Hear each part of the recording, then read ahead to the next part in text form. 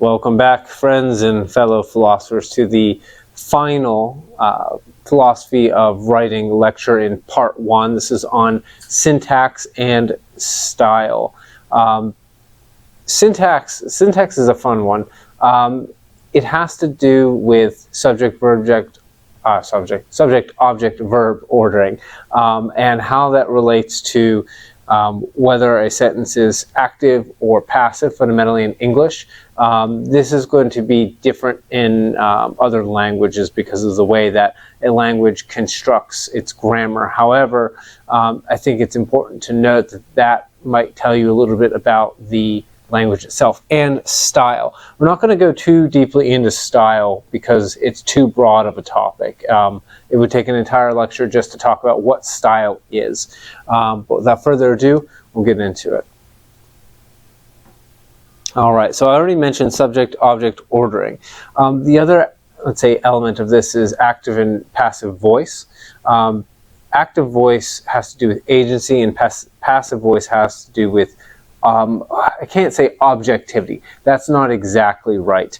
But let's say, I'll go on a small aside. I just did a reading for another online course that I'll be participating in from Maps a Meeting by Jordan B. Peterson. And right out in the first chapter, he opened talking about seeing the world in two different ways. And those two different ways are the form of action and the place of things. And fundamentally, when we're going to be talking here about active and passive voice, that's what we're talking about. Active voice is the form for action. It is looking at the world as a place where things have intention and purpose. You can think of like the animist religions that essentially almost all cultures started out with, where there were spirits in everything, and even older forms of, let's say, the English language. You know, if you had a pain in your side, they didn't say, I have a pain in my side. They would say, my side pains me, right? You can see this, it's as if the side itself is attacking you and causing you, the agent, pain. And then there's the world as a place of things. And that view is much more in line with kind of secularism, post-Enlightenment, rationalism, science. But we'll get more into it as we go. So let's move beyond the introduction. All right, so now into syntax. My audience, before I just read this, and before you read it, even if you started reading it and want to like intervene and say, don't, stop. What is syntax, really? I know I've kind of told you a couple times, but are you familiar with the word? It's like the components that make up a sentence. Sort of. It's not exactly the components, though it involves the components. It's particularly the arrangement, right? It's a word that whenever I taught English composition, none of my students knew what it meant. Usually, the three kind of top performing students, up to three really, sometimes there's only one, would have heard of the word syntax and vaguely remember hearing about it in particular English classes. So if we look at a technical definition, which is, it's funny, the technical definition, what you'll find in a textbook is going to be our vulgar definition. Now, up to this point, most of the time the vulgar definition of these words were, well, vulgar in the sense that a common person would be able to answer it. But like I just said, the common person doesn't even have a conception of syntax. Like the very idea that the arrangement of different elements in the sentence have an effect on it kind of goes over their head. So this is going to sound pretty serviceable, the vulgar definition. The patterns of formation of sentences and phrases from words, right? Subject, object, verb, order. Now, how are we going to make this more advanced? Right, so we're moving away from, let's say, what syntax is to a definition that describes a little bit more of what syntax does. In a sense, we're now moving into the forum for action. So syntax is it's the relationship between and among subjects and objects, because that's what it has an effect on, right? The signification of agency, right? That is to say that syntax signifies what is the agent and what is the object in the phrase or in the sentence or in the clause. So go ahead. Okay, so now we're going to need to talk about subjects and objects, and I believe the next slide is subjectivity and objectivity, if I remember correctly. So we've kind of covered this before, but it's always worth going over. I don't know if I said this in a prior lecture, but oftentimes when I would go, actually, was it every time? I think it was every time. I would go in front of a college course, and I would get to the point where I need to talk about subjects and objects.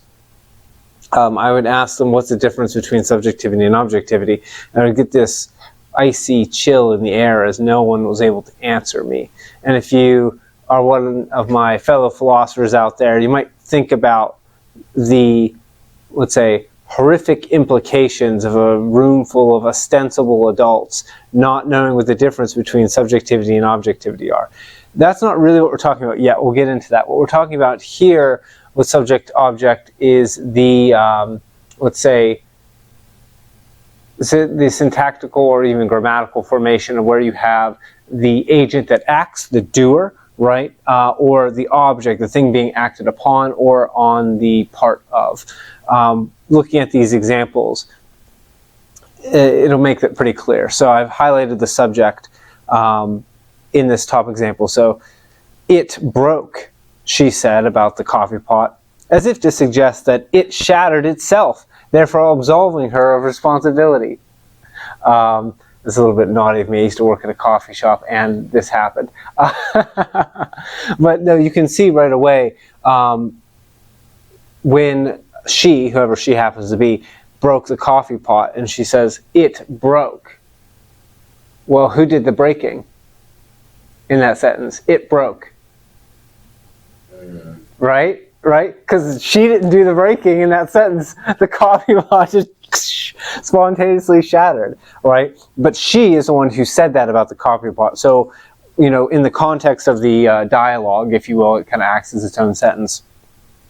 It is a subject, but outside of that, in the next clause, she is the subject saying the thing about the coffee pot.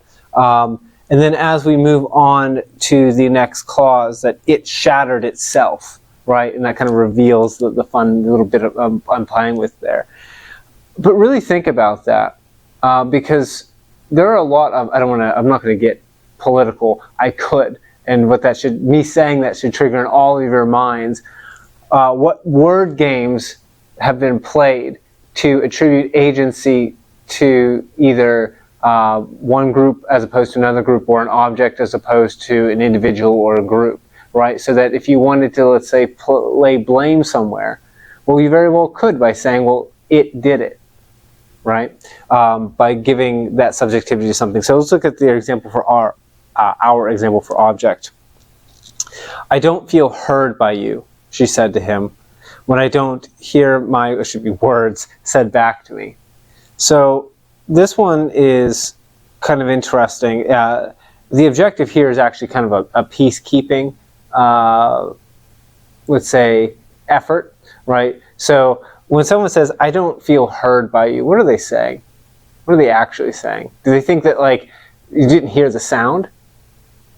No, right? So they're not saying literally, like, I don't feel like you heard my voice come out of my mouth. So they're saying something different than what they've just said to you, or said. Correct. Yeah. So what are they saying? What's a more accurate way to say that? I don't feel acknowledged, I guess. Yeah, I don't feel acknowledged. I don't feel like you're listening to me, right? But that suddenly becomes accusatory. As soon as you say what's meant, it becomes accusatory, right? And here we've done, this has been accomplished by placing really the subject, which would be the listener or the acknowledger, and made it into an object. So I'm the one who is feeling, so I'm the subject, I'm taking the action of feeling heard by you, but really this is all flipped upside down. It's wrong. It's the same type of manipulation done up here. And that's going to be our first of many examples of looking at how you can play these little word games merely with syntactic arrangement, right? So let's get on to the next slide, see if I do something else fun that I can't remember. All right, so now we're getting to subjectivity versus objectivity. So I'm warning here against making what's called a lateral slide, which is a form of equivocation, or really my fun way of saying equivocation, or conflation is another way to say it. So before I go on, I should explain what an equivocation is, or do we know, our fellow philosopher, what is equivocation? Sounds like you're equating things that are not the same. That's exactly what an equivocation is, right? Equating things that aren't the same. And I actually believe we had a conversation after the prior lecture discussing this. I'll briefly go over it again. That you can play another pernicious word game by taking the word object and objectivity and subjectivity and taking the different definitions of those words and treating them all as interchangeable. So all of the objectivity definitions are now interchangeable with each other. That's why I call it a lateral slide, because you just put an equal sign and then all of a sudden I can treat them like they're the same. And then I could say, well, according to Kant's categorical imperative, when you order a pizza and the pizza man delivers your pizza, you're treating him as an object, a mere means to an end of getting your pizza. Is that not evil? Because he is the object, right, whom is being paid for the pizza, you're the subject, the payer. So therefore, you're now an evil man every time you order a pizza to your house. How dare you, sir, right? But you can play, now that's a stupid game. I could play a more serious game with if I wanted to with that. But you can see how, in reality, okay, yeah, the pizza is an object. In a sense, to you, even the deliverer is merely a means to deliver that object. But also, the pizza man to himself is a subject, right? And you are an object to him who is, you see what I mean? Like he's delivering the pizza to you, so on your behalf. You can play these word games in order to, let's say, I just use Immanuel Kant's categorical imperative to do it, but you can use any, let's say, philosophical theory you want, or any appeal to emotion you want to attack or deceive. And I guess that's what I'm really trying to forewarn against here. So the definitions, we've already kind of gone over, the subjectivity being one's experience and the objectivity being that which is. These two things are entirely separate from subjects and objects in sentences. Don't get those confused. I can't remember if I have a particular example of playing this lateral slide game with subject-object and subjectivity-objectivity, but you can, I'm very sure. But we'll go on to the next slide. Okay, so now we're talking about agency and passivity. I've kind of skimmed over this a little bit already, so we won't dwell on it too long. So we've kind of seen that the, let's say, the subject has subjectivity, has an experience, it makes choices, it performs actions, and therefore is an agent, right? It has a kind of will of its own. It acts as a causal source. That's probably a good way to think about it. Like, it is going to be the, well, if I don't introduce Nietzsche tearing apart Descartes for this exact type of argument, which I can't remember if I've done in a prior lecture or this one, setting Nietzsche aside, because he destroys everything I'm going to try to say here, the subject is the one that brings into being that first cause, if you will. Now you can make a determinist argument if you want and say, well, the subject's will is priorly caused by a series of events, but we're not here to talk about determinism and free will. We're here to talk about syntax. So we'll move on from that. But the key here with agency is responsibility, right? This goes back to the coffee pot breaking. Who's responsible? So what you place in when you're writing, so to actually bring this back to writing a little bit away from philosophy, when you are writing, what you put as the subject is what you're making responsible for what then comes next. Okay, so we'll go on to talk about passivity. All right, so the object is obviously the thing acted upon or on the behalf of. It's the thing that is affected by, or it is the effect itself of the cause being the subject. Especially these things would have a lack of agency. Again, I want to avoid being political. So I've heard, let's say, particular demographics being described as, well, this event caused them to burn down the department store. And it's always funny to hear such a thing, because it's like, okay, well, now they're an object being acted on by the event, being vague as possible here. So an event causes, well, oh, did it cause them? So then therefore, who's responsible? Now the responsibility lies on the event and not the individuals deciding to, you know, I don't know, commit arson, we'll say. You can see that that's not exactly honest at all, unless we want to then accept a bunch of other things, right? Let's say, as soon as I suggest my very vague but perhaps too political example, what we realize is, okay, that we're saying that this group or these individuals don't have free will and agency. They're kind of like, you could say they're kind of like animals, and they just respond to causation without an ability to intervene with their will. Are we going to accept that in our example as we play the syntactic game? The person who's playing this game won't do that with you. They will try to bamboozle you. But it's important for you, let's say, if you're writing, to be able to recognize other people writing it, and then for you to not, let's say, mistakenly fall into that trap, and even perhaps deceive yourself into thinking that way, because it's very, very easy, because you can just write out the sentence and it flows grammatically. You haven't made any errors except for in the assumptions embedded in the syntax itself. And again, lack of accountability, lack of responsibility comes from placing something as the object typically. Unfortunately, there's not too much of a way that we can get away with this in the English language, by the way. So inevitably, it becomes difficult to construct certain thoughts where you don't strip agency away from one party or another. You can do it, but then you have to specifically do it within the sentence. Your sentences are going to get longer and more complex. So it's a reason to write longer sentences and learn the philosophy of grammar to know how to do that. That was last week. Let's go on. All right, so now we're going to delve a little bit into Taoism, away from Confucianism. So we're going to go into the full quote here by Zhang Zhu, I think is actually how you pronounce his name, or Zhang Zi, Zi being a title meaning like sage. But he says here, for to be a this is in fact also to be a that.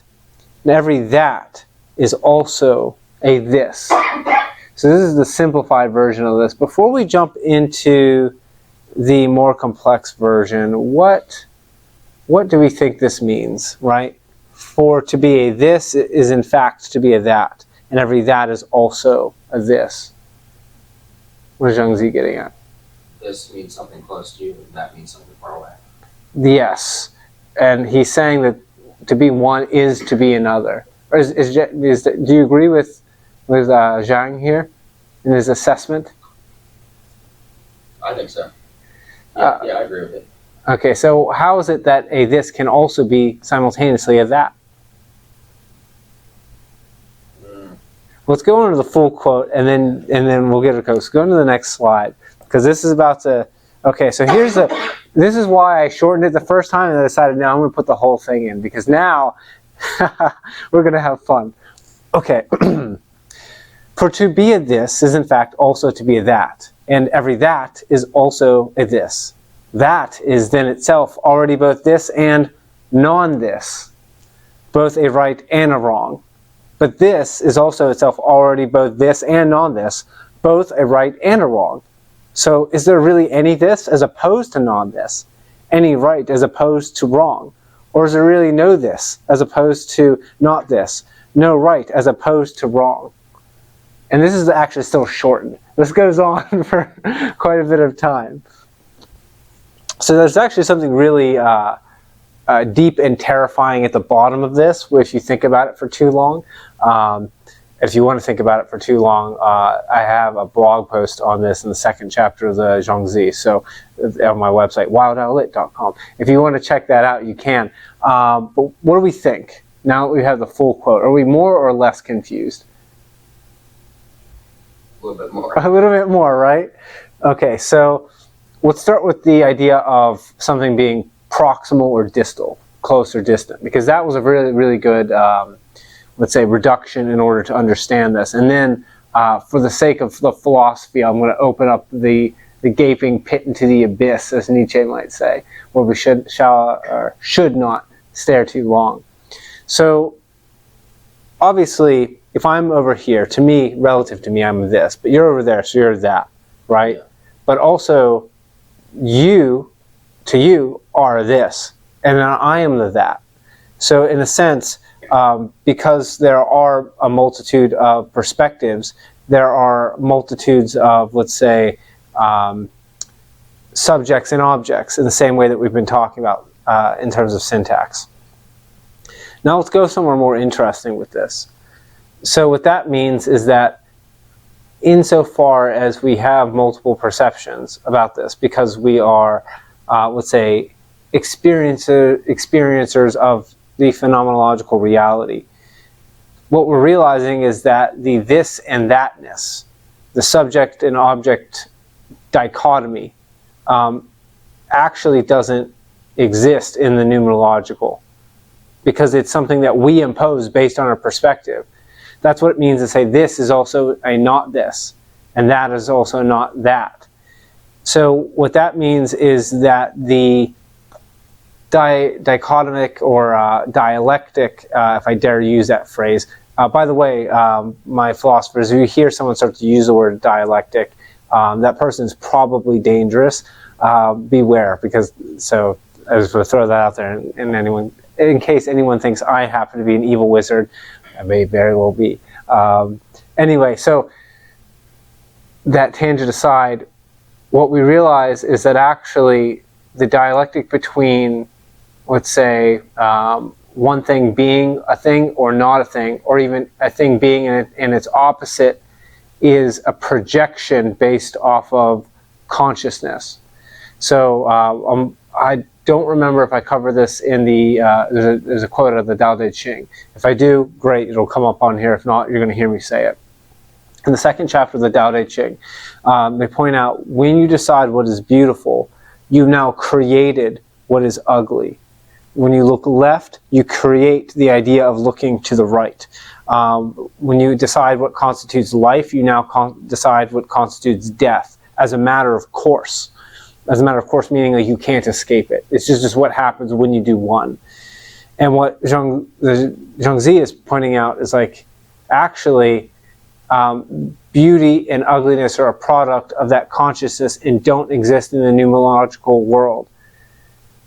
That's a huge problem philosophically, because then the question is, wait a minute, okay, so if there's actually no such thing as opposites now, really, in the truth, that opposites and opposition is a relativistic, let's say, phenomenological model that we use to navigate the fundamental underlying universe, then what is it? And then you discover it's a thing that contains its own contradictions. What does that mean? Yeah, right?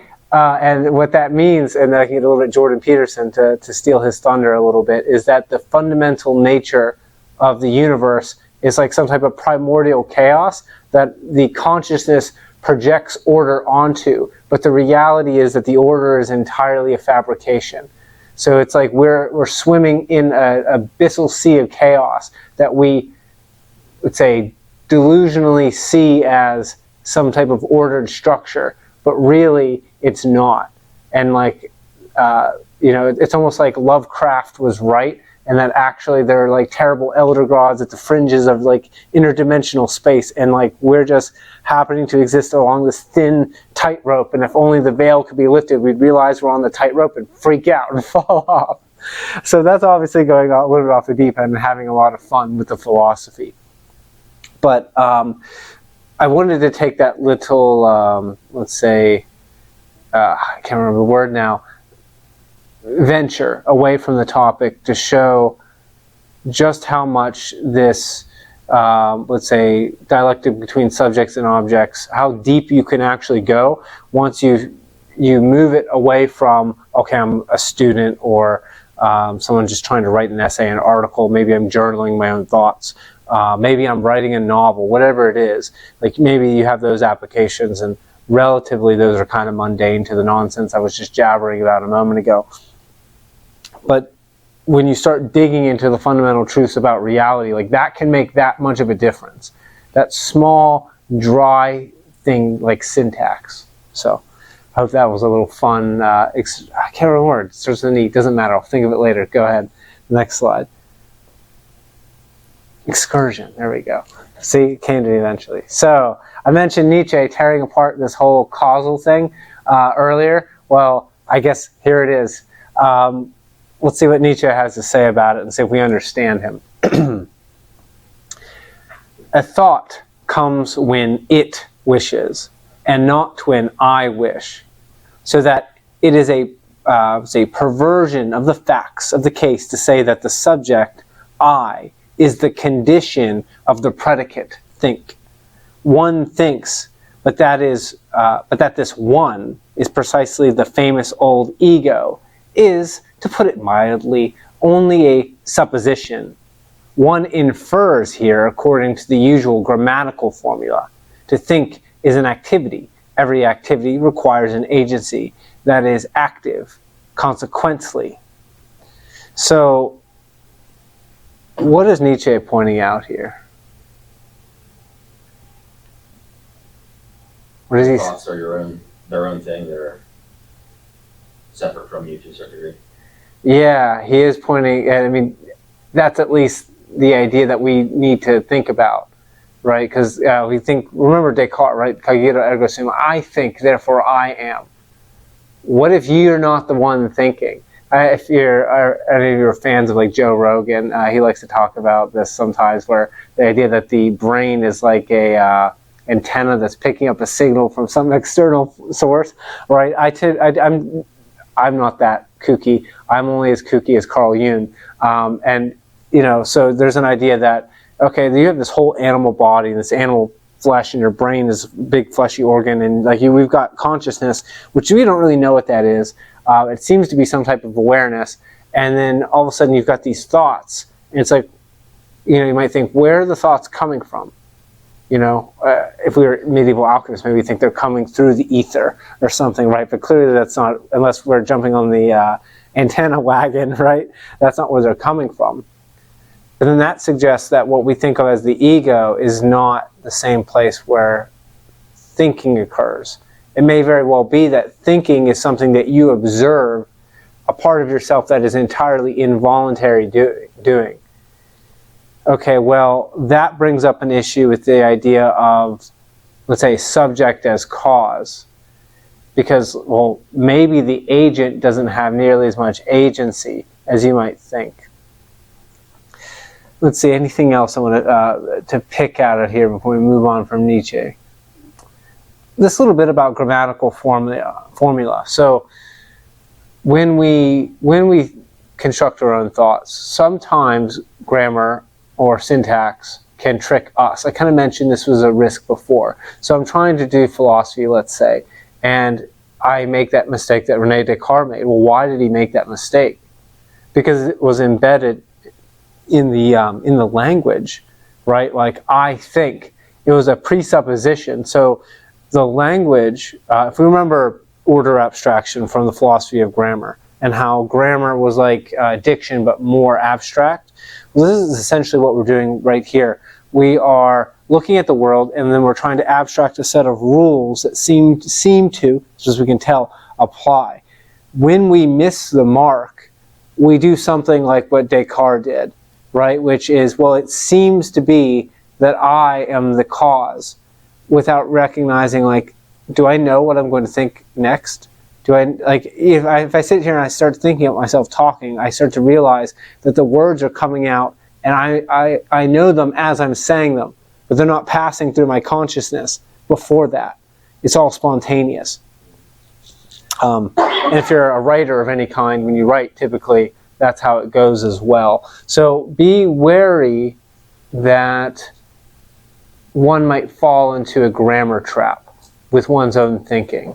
So it's difficult to avoid, because a lot of us kind of think in words, putting that in big quotes here, but keep it in mind. So we'll go on to the next slide. All right, so now we get our big summation. What does all this mean? Go ahead. So, be wary of fallacies in framing.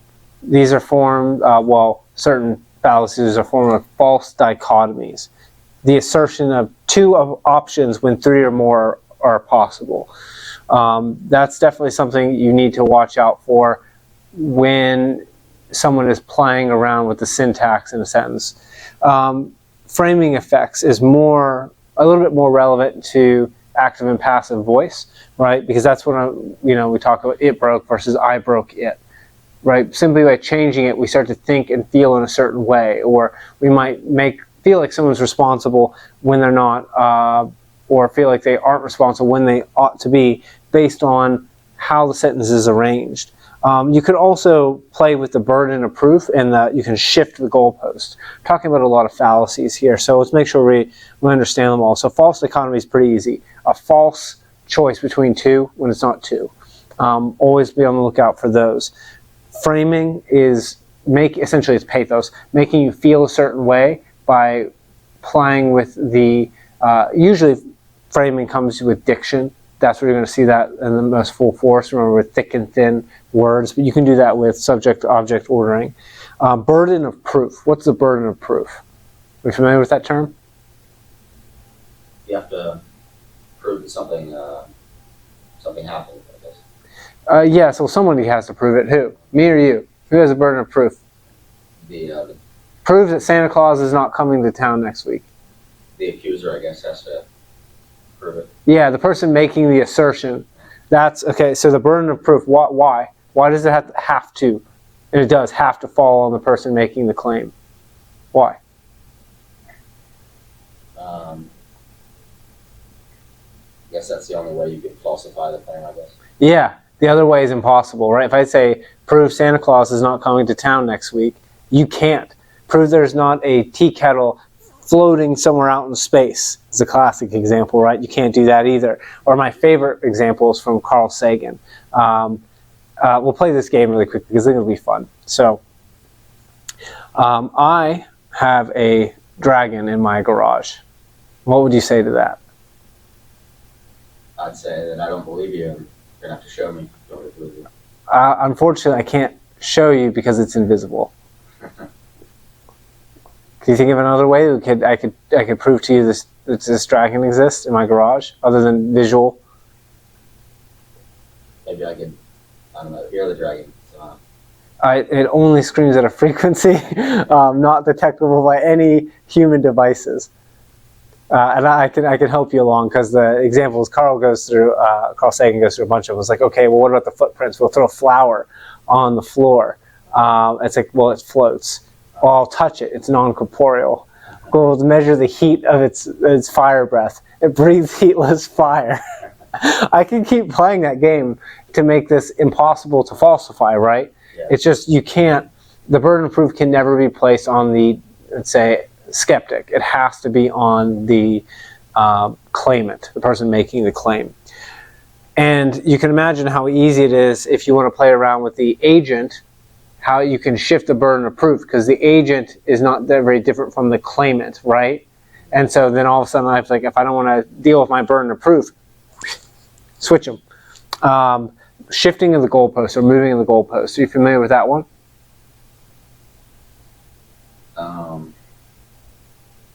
Yeah, I think I know what it means. It's just you accomplish something and then it's not enough, so you have to accomplish something more. Yeah, so in personal development, like you basically every time you reach a goal, the feeling it's not sufficient, you keep pushing the goal outward. In terms of fallacies, it's a little different and it's a lot more annoying.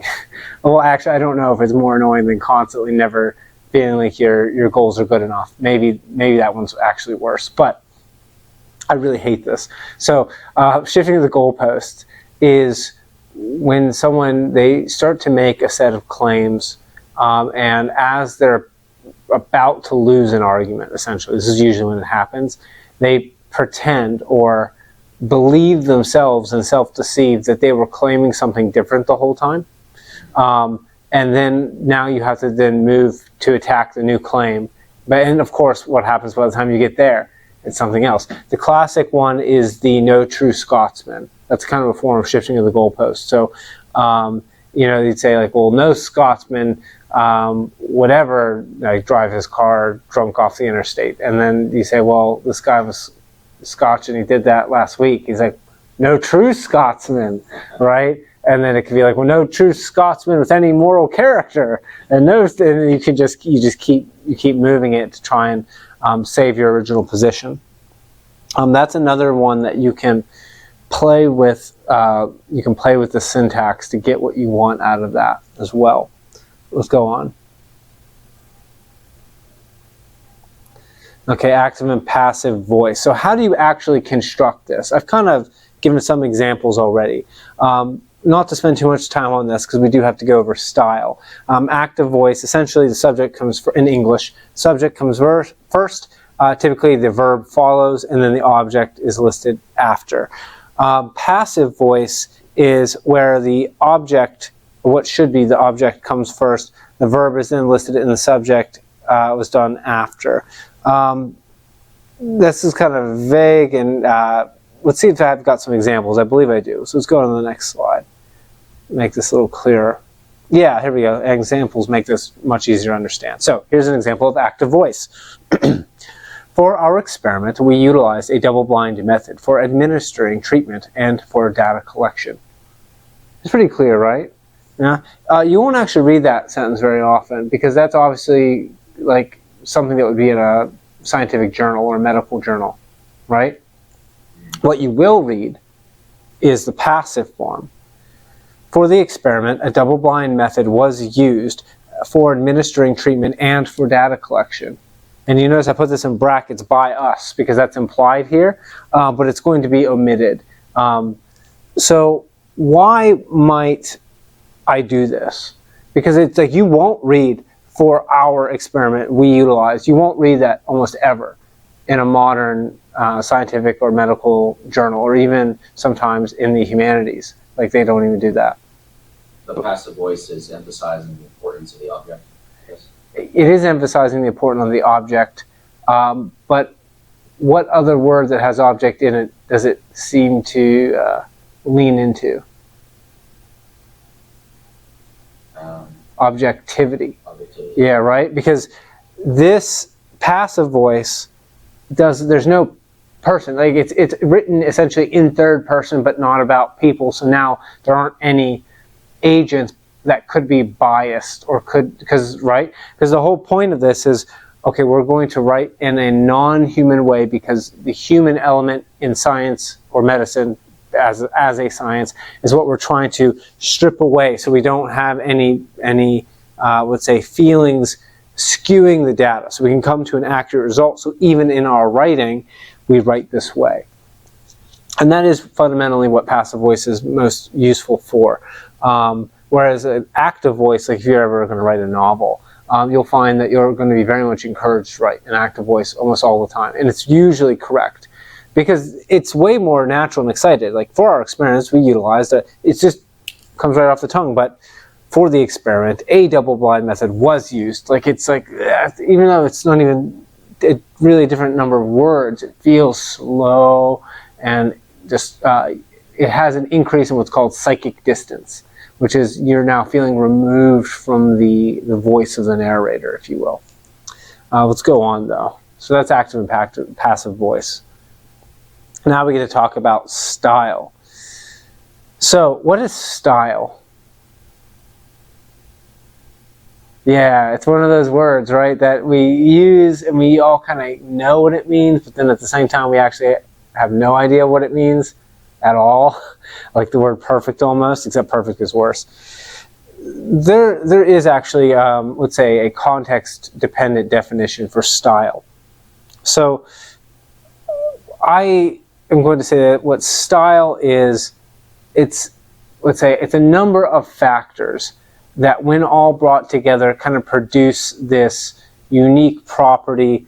And it's that property that we can identify when you hear someone speak or you interact with them face to face, or if you are participating with them in some type of creative, productive, or competitive endeavor. Something unique comes out of the individual or of a set of individuals that practice a particular, let's say, school of thought. let's go on though to talk about what particularly style is. So here's I'm not even going to give a vulgar definition because I don't think there is one. I don't think it exists, right? So my definition is style is all the component parts which together make a method or approach what it is, and all those parts not included which, if included, would make it something else. I'll do like I guess a boxing metaphor. Like imagine you've got, I don't know, like Mike Tyson and Floyd Mayweather. So they don't fight in the same way, right? Mike Tyson, very much squared down in. He's hyper aggressive, right in your face. He will bob and weave in a kind of like I'm on top of you, and I'm only really moving in the small space just so I can get to another part of you that I can punch, and I'm not going to stop punching you. Whereas Floyd is much more counterfighting, much more defensive, moving back, right? The Philly shells that makes him like super famous, right? Slip, come back, cross. So you have those identifiable characteristics I just talked about in the case of boxing, right? If you started to include each other's techniques, all of a sudden they would not be identifiable like the style that they were, right? So like if all of a sudden you've got Mike Tyson fighting, and then does this slip, it's like, that's weird. That's not, suddenly now we have to come up with a whole new category to define the style because the style has now changed. And fundamentally it means that, he's going to have to change up his whole footwork, his whole approach. How long is he going to be fighting for? Because the whole thing was, I'm going to knock you out in round one because I'm going to get tired, because Mike Tyson was a short duration fighter. Same thing for Floyd, right? If all of a sudden he's coming in all guns ho in the first round, is he going to be able to last round after round after round with his counter fighting techniques? So a style must not only include what is there, but also what is excluded. And in the case of writing, in the case of literature, what we're dealing with are literary elements, which are going to be diction, which we know about, syntax, we just finished talking about. There's a bunch of other small elements too. I'll just list them out just so we have them in mind. We're not going to be able to cover them because we just don't have enough time. Sentence length or sentence complexity can definitely affect someone's style. Like if you're reading Lovecraft and the sentence happens to go on word after word, line after line, sometimes over the course of what should be several paragraphs, but the sentence doesn't quite seem to end. And in fact, you start to forget what was at the beginning of this sentence that is still going on. It's like that, right? And then you might have someone writing in short, simple sentences that end soon after they begin. And all you can hear, like right away, the entire voice changes. Denotation versus connotation. Denotation, I like to shorthand as dictionary definition. Connotation being that which is associated with. When you're dealing with figurative language, you're dealing with connotations. Tone, right? If you're reading a poem by Edgar Allan Poe, he's throwing in all that, let's say, anapestic meter, and then it has this kind of galloping. I wish I could remember the Raven off the top of my head. Unfortunately, I can't. But then meter, I mentioned that. So that is, let's say, the rhythm is what that is. And then rhyme also plays a role in certain, let's say, writers' prose. Again, we don't have time to go into it, but know that all those elements come together, and what is present on each of those dimensions fundamentally make your writing style, if we want to talk about the philosophy of writing. And that is going to be important if you want to really understand, well, if you want your professors or your teachers to not be, or your readers, if you're writing professionally, not to be bored out of their mind. You gotta develop this into a unique, what we call voice.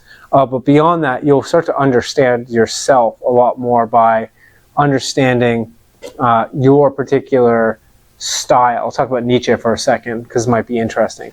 So, given how Nietzsche writes, what kind of person do you think you'd be like to be around? I think he'd be an interesting person to have a conversation with, but maybe like a little bit arrogant, maybe. Yeah. Did you know, in fact, Nietzsche was incredibly introverted and taciturn and like not very aggressive at all? Yeah, he was kind of like this quiet guy, like this. And Like it. yeah, like I know Robert Greene, the author of the 48 Laws of Power. Are you familiar with like the kind of guy he like looks like and how he talks?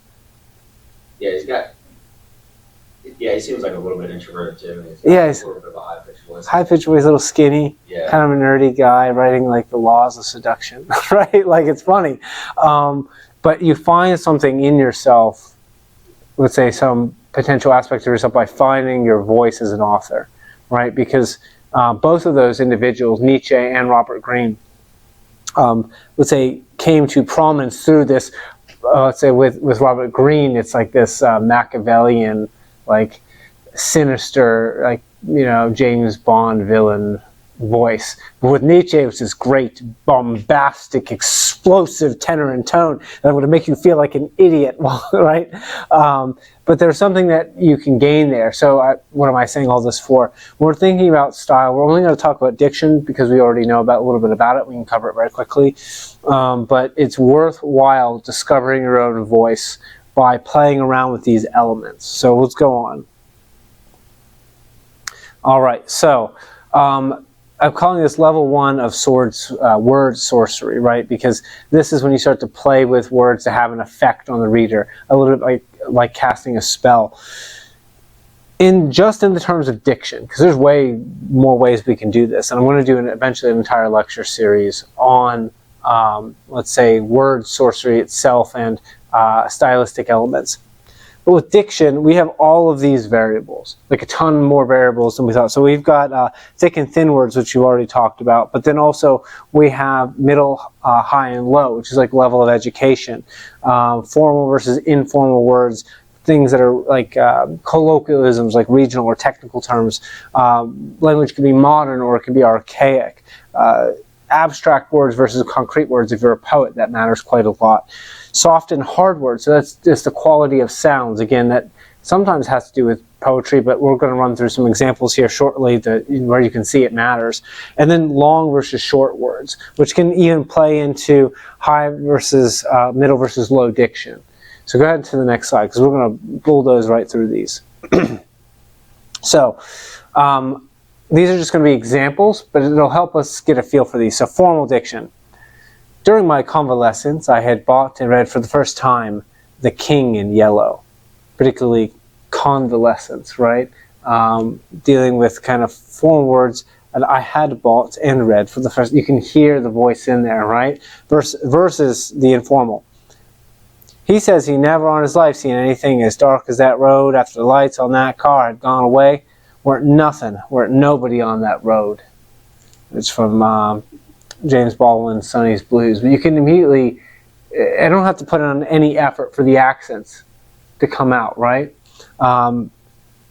So that's the difference between formal and informal. Formal typically is best for writing. Informal is if you're writing a novel, writing dialogue, something like that. That's where you want to utilize that. Go ahead to the next one. Regional. You don't know about me without you have read a book by the name of The Adventures of Tom Sawyer. That's how, if you've never read The Adventures of Huckleberry Finn, that's how the book opens, with Huck Finn telling you that. Again, you can hear the southern twang in there versus the technical. Here you get to play with Lovecraft a little bit, right? We expected to unearth a quite unprecedented amount of material, especially in the pre-Cambrian strata, of which so narrow a range of Antarctic specimens had previously been secured. We wished also to obtain as great as possible a variety of the upper phosphoriferous rocks. Right, you can see all the academic terms in there, to the point where some parts at the Mountains of Madness really do feel like a real expedition that happened. They go all the way down to the expedition tools and the new materials used. Like, oh, we now have these tools made out of aluminium. Isn't this quite wonderful? We can then pull them along with it. Yeah. So you can, in this case, these are examples from fiction because they're what I had on hand. But if you want to be very academic, and when you're in academia, they kind of encourage you to write this way to the point where it's almost insufferable. And then if you try to read an academic journal, sometimes you can't even read it because they've decided to make like a whole second language out of specific technical terms. But it does give you a particular voice, a particular authority using that voice, which you can use to trick the small-minded. Go ahead to the next slide. Modern versus archaic. We live in a housing project, and it hasn't been up long. A few days after it was up, it seemed uninhabitably new. Now, of course, it's already run down. again from Sonny's Blues. I had been teaching at the time when I came up with these examples for a different lecture, so I just pulled them over out of speed. That's why you're seeing the same stories over and over again. Archaic. This one's from Telltale Heart. I heard all the things in heaven and in the earth. I heard many things in hell. How then am I mad? Hearken and observe how healthily, how calmly I can tell you the whole story. There's a couple words I want to draw their attention to here. First, obviously, is hearken, right? Like no one uses the word hearken to say listen. It's almost like saying lo, right? It's like out of the Bible. But also healthily. We still use the word healthy, but like how often have you ever heard the word healthily used to describe something done in, let's say, good proficiency? It's like never, right? Yeah, but they used to do that. And so we can see how even words still used in a different way can take on an air of the archaic. We'll go ahead, onward. Abstract, right? This is from Algernon Blackwood, who's another pulp fiction author that is quoted at the beginning. I believe it's called Call of Cthulhu for Lovecraft. Lots of Lovecraft, as much as I can get, right? The most merciful thing in all the world, I think, is the inability of the human mind to correlate all its contents. We live in a placid island of ignorance in the midst of black seas of infinity, and it was not meant that we should voyage far. This one I like because it actually has both abstract and concrete elements. The first section of this is all abstract, right? The inability of the human mind to correlate all its contents. And then it switches from the abstract into a concrete example of like being a placid island in the midst of a black sea. Then moving back out to abstraction of infinity. Versus something that's purely concrete from Cormac McCarthy's The Road. Crouching there, pale and naked and translucent. Its alabaster bones cast up in shadow on the rocks behind it. Its bowels, its beating heart.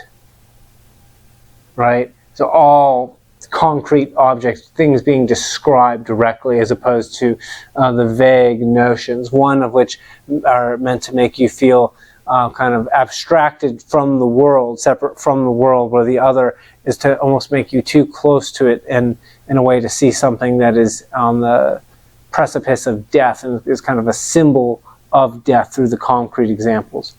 Go ahead to the next one. I think we got one more.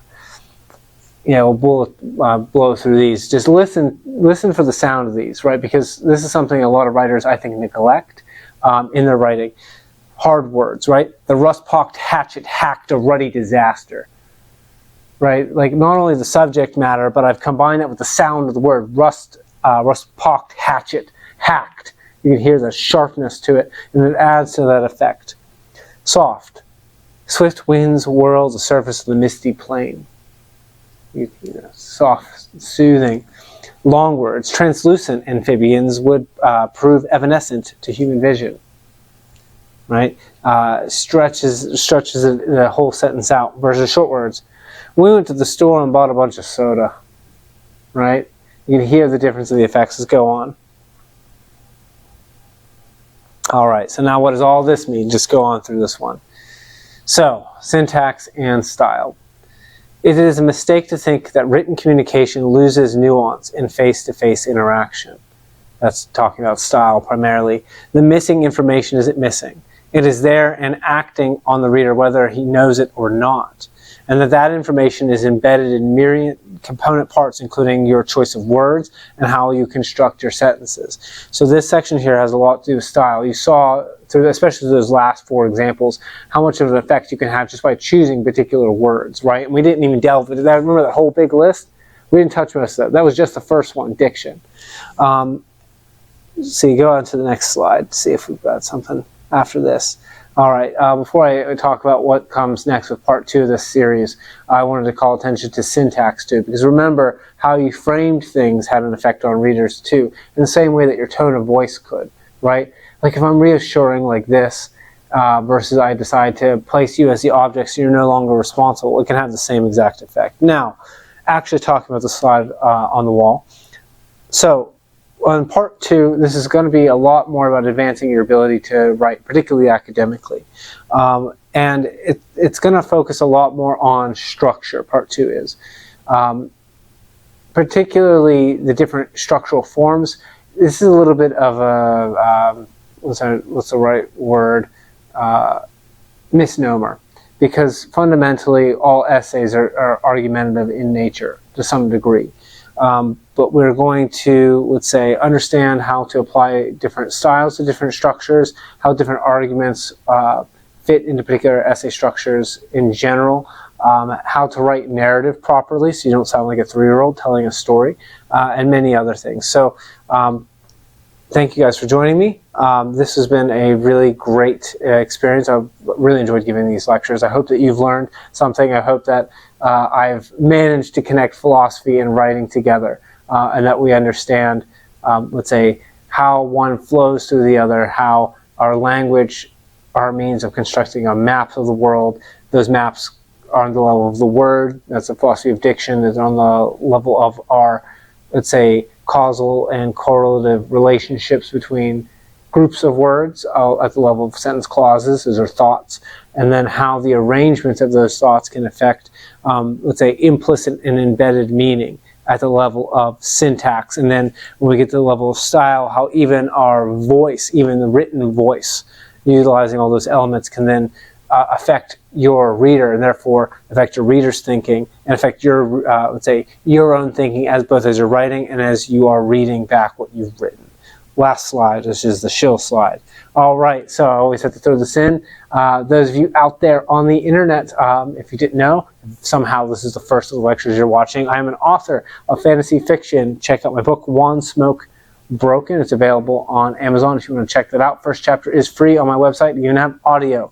So check that out at wildilelit.com. And while you're there, if you are an author yourself and you've got a manuscript that you think needs polish, it's ready for proofreading, or you want to go over a line or developmental level edits, I am a freelance editor and I'm available for hire. So again, on my website, wildilelit.com, you can hire me. Just fill out the contact form, let me know what you've got, and we can work something out. And I'm really excited to work with you guys. I've enjoyed doing my freelance editing more than I've done any other job, because it makes me a better author, and I get to see someone else improve over time. It's a really heartwarming experience. Now, I'm done shilling, and that's going to be the end of this presentation, so thank you guys for coming.